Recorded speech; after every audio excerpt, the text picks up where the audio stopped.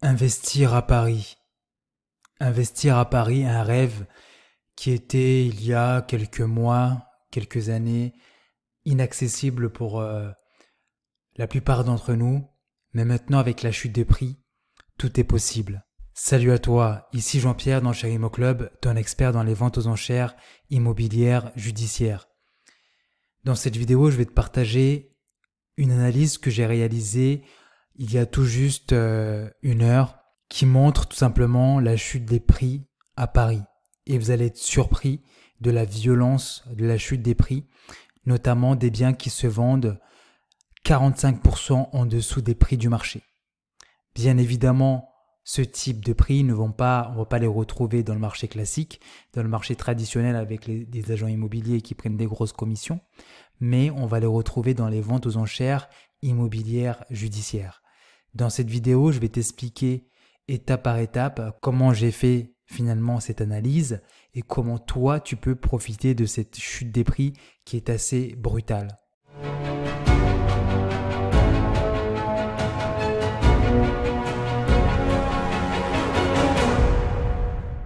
Toi qui regardes cette vidéo, sache que tu as un avantage incroyable par rapport aux autres.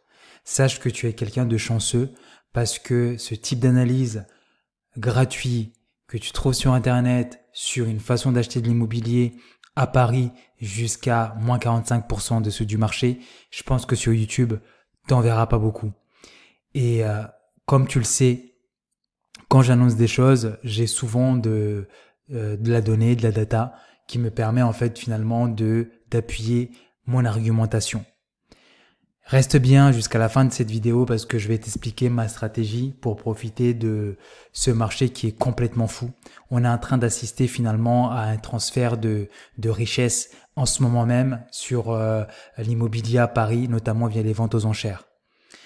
Et ce qui est terrible, ce qui est dommage, c'est que ça va être toujours les mêmes qui vont profiter de ces prix cassés qu'on retrouve sur les marchés, notamment des gens qui ont déjà beaucoup d'argent, qui ont su mettre de côté et qui se présentent maintenant pour venir acheter des biens à des prix complètement sous-évalués.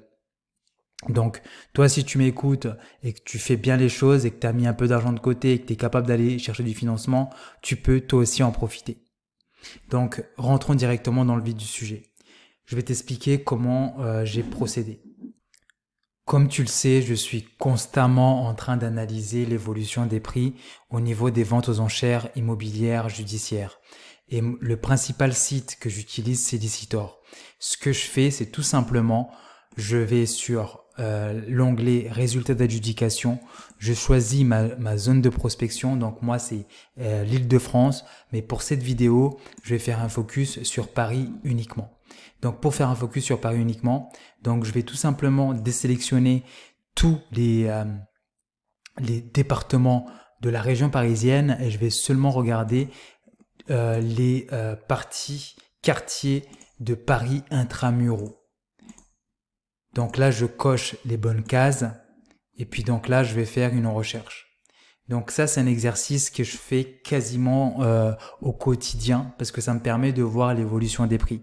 Comme tu le sais, j'ai un projet d'acheter un bien extrêmement bien positionné à des prix très bas, donc à des prix très cassés pour cette année ou l'année prochaine. Je ne me précipite pas. Je t'expliquerai tout ça à la fin de la vidéo, comment je compte me positionner suite aux dernières informations que j'ai pu collecter et aux dernières analyses que j'ai pu réaliser. Donc là, finalement, on va avoir les derniers biens qui se sont vendus.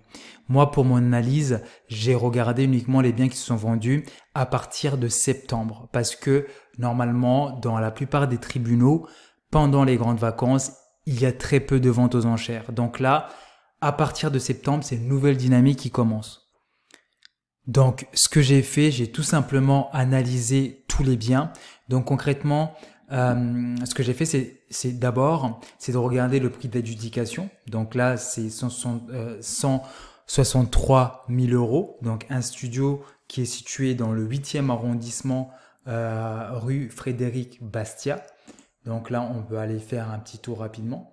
Donc on voit que c'est un appartement qui est extrêmement bien positionné. donc Paris Intramuros. C'est dans l'ouest, quasiment l'ouest parisien, proche de l'Arc de Triomphe. C'est très bien placé, c'est un très bon quartier. Donc là, on peut même voir que c'est des appartements, c'est une façade type haussmannienne. Rien à dire sur le quartier. Et donc à partir de là, ce que j'ai fait, c'est que j'ai été voir finalement à combien se négocie le prix au mètre carré. Et donc pour faire ça, c'est tout simple, je suis allé sur Meilleur Agent. Pourquoi j'ai choisi Meilleur Agent? Parce que tout simplement, Meilleur Agent s'ajuste assez rapidement par rapport au prix du marché actuel. Donc on le sait qu'actuellement le marché immobilier parisien a déjà perdu en fait au niveau de la valeur. Et donc Meilleur Agent arrive à faire une moyenne. Est-ce que 13 000 euros le mètre carré, c'est le bon prix? Peut-être pas, mais ils essayent quand même de coller à la réalité. Donc moi, ce que j'ai fait, donc j'ai pris le 13 000 mètres carrés que finalement j'ai multiplié ici par la superficie, ce qui me donne le prix potentiel de revente. Et donc à partir de là, j'ai pu déduire j'ai pu déduire finalement le prix potentiel à la revente et la plus-value que je peux espérer et aussi la décote par rapport au prix du marché. Sachant que par rapport à ça, j'ai quand même inclus les différents frais quand tu achètes, pour les débutants, quand on achète un bien dans les ventes aux enchères, il faut payer un certain nombre de frais. Ça varie entre 13% et peut-être 20%.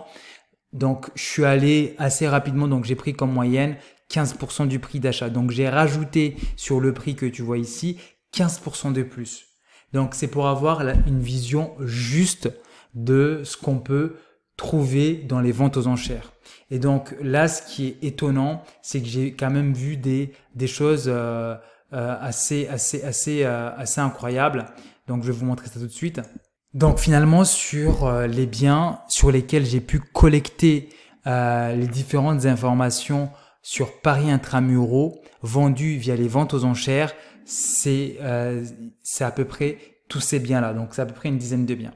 Donc là, ici il y a la superficie, ici il y a le prix au mètre carré, le prix au mètre carré actuel. Ici, il y a le prix d'achat, donc la personne qui a acheté le bien via les ventes aux enchères. Ici, il y a la plus-value potentielle que la personne a réalisée, donc j'ai déjà expliqué le calcul.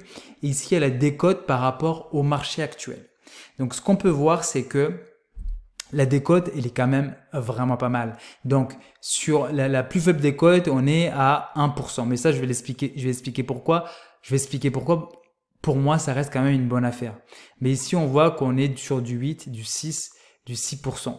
Ce qu'il faut dire, c'est que, et là, on est sur des appartements situés dans le 11e arrondissement, 12e arrondissement. Ici, pour le 1%, 9e arrondissement. C'est des bons arrondissements qui se valorisent normalement assez bien et où on n'a aucune difficulté à louer. Et aussi, si on a envie de faire par exemple du Airbnb, je ne sais pas si c'est possible parce que je fais pas du Airbnb, mais on peut réellement maximiser ses revenus par rapport à ce type d'appartement. Mais avant, dans ce genre de quartier, c'était impossible d'avoir ce genre de prix. C'était vraiment impossible. C'était impossible même aux enchères. D'ailleurs, par rapport à mon expérience, j'allais jamais faire les enchères sur les biens vendus au tribunal de Paris, donc les biens vendus qui se situent sur Paris Intramuros, parce que je savais que ça partait toujours limite au même prix du marché, voire au-dessus des prix du marché. Mais là, ce qui est incroyable, dans le lot, je ne l'ai pas mentionné, mais il y a des biens qui sont vendus libres d'occupation. C'est-à-dire que tu te présentes dans les ventes aux enchères, t'achètes le bien, après 3 semaines, 1 mois, tu es capable d'aller récupérer ton bien que tu as acheté peut-être entre 6 et 45% en dessous des prix du marché, ton bien, libre d'occupation. Parce que ce qui se passe normalement, c'est que les biens libres d'occupation, ça attire énormément de particuliers et donc souvent les prix à la revente sont extrêmement élevés, voire au-dessus des prix du marché. Mais là, ce qu'on constate dans le contexte actuel, c'est que même les biens libres d'occupation, on est capable d'aller les chercher en dessous des prix du marché. Donc, ce qu'on peut voir, c'est que par rapport à la décote, j'ai fait la moyenne d'ici, on est autour de 19%. Donc là, sachant que les prix déjà à Paris ont déjà baissé, je me rappelle plus du chiffre exact, je crois que c'est entre 6 et 9%. Là, on est capable d'aller encore chercher en moyenne, en dessous, en tout cas dans les ventes aux enchères, 19% en dessous des prix du marché pour acheter un bien. À Paris intramuros. Je ne sais pas si vous vous rendez compte à quel point c'est extraordinaire et que c'est complètement fou ce qu'on est en train d'assister actuellement. Donc là, on voit des plus-values complètement, folles. Hein. Donc là, on est sur par exemple ici sur du 45% au-dessus des prix du marché. Donc c'est un bien qui est dans le 15e arrondissement. On va aller le voir tout de suite pour creuser ce point-là. Donc voici le fameux bien qui dégage, enfin la personne qui a acheté ce bien l'a eu 45% en dessous des prix du marché. Donc la première chose qu'on peut voir, c'est que le bien est loué. Louer, ça pose pas un problème. Ça veut dire que tu as un loyer qui tombe tous les mois. Bien évidemment, il y a des astuces qu'il faut vérifier et ça, on rentre un peu plus dans le détail dans la formation avancée pour ceux que ça intéresse. Mais c'est un bien qui est loué, c'est-à-dire que tu as un revenu qui tombe et tu es capable d'attendre. Si c'est un bien qui est loué, un bien qui est loué nu, tu dois attendre à peu près 3 ans pour pouvoir le récupérer. Mais tu es capable d'attendre 3 ans si tu sais que tu as réalisé, tu l'as acheté 45% en dessous des prix du marché. C'est correct. Et puis donc là, on peut aller voir, est-ce que voilà, il se trouve dans un quartier qui est difficile, où l'immeuble est dégradé. Là, on voit que non, pas du tout. On est dans un excellent quartier avec un immeuble qui a été rénové, voire c'est un immeuble neuf dans le 15e arrondissement. Et là, comme vous pouvez le voir, le bien est situé vraiment tout près de la Tour Eiffel. Je sais pas si vous vous rendez compte, mais là, ici c'est le Champ de Mars et là, c'est la Tour Eiffel. Quelqu'un a acheté un 35 mètres carrés loué, donc il y a un revenu qui tombe à 2 pas de la Tour Eiffel. Honnêtement, c'est juste incroyable. C'est juste incroyable. Et donc on peut aller voir, on peut faire l'exercice, voir, aller sur Meilleur Agent, voir à combien se négocie le prix au mètre carré dans ce quartier-là. Puis là, vous allez voir, on est sur autour de 10 000. Autour de 10 000, ce qui nous fait donc, on est là, donc 10 000, prix d'achat 170 000, plus-value potentielle, on est autour de 162 000, donc des cotes par rapport au marché 45 000. Donc c'est le type d'affaires qu'on peut faire actuellement dans les ventes aux enchères. Et après, la personne probablement ou potentiellement va se faire surenchérir. Je ne sais pas ce que ça va donner, mais en tout cas, une chose est sûre, c'est que quand je fais la moyenne des différentes décotes, on est autour de 19% de décote à Paris intramuros. Donc là, vous comprenez qu'il y a quelque chose à faire, qu'il faut absolument se positionner. Donc moi, de mon côté, suite à l'analyse, je vais bien évidemment continuer tous les jours à actualiser cette analyse. C'est que maintenant, au début, je comptais viser des appartements autour de Paris, donc ce qu'on appelle la petite couronne, notamment dans le 92. Je vais me repositionner dans Paris intramuros et viser des appartements dans des arrondissements qui sont plus vers l'ouest parisien. Donc ça, c'est ce que je vais faire. Peut-être que je suis trop gourmand, peut-être que je vais finalement, à force d'être trop gourmand à vouloir acheter l'appartement parfait avec une forte décote, peut-être j'aurai rien. C'est le risque à prendre. Je suis prêt à le prendre, mais pour ceux qui écoutent, qui ont la chance en tout cas d'écouter mes vidéos, voilà, vous avez les données, vous avez les éléments. Si vous avez envie d'aborder l'achat d'un bien immobilier via les ventes aux enchères, il y a la formation avancée. Il y a la formation avancée où on va vraiment dans le détail sur comment tu choisis ton bien, comment tu vas chercher le financement, comment tu t'assures que tu tombes pas dans une arnaque, comment tu t'assures que finalement quand tu achètes un bien loué ou occupé, comment tu récupères ton bien correctement sans te stresser. On aborde tous ces sujets.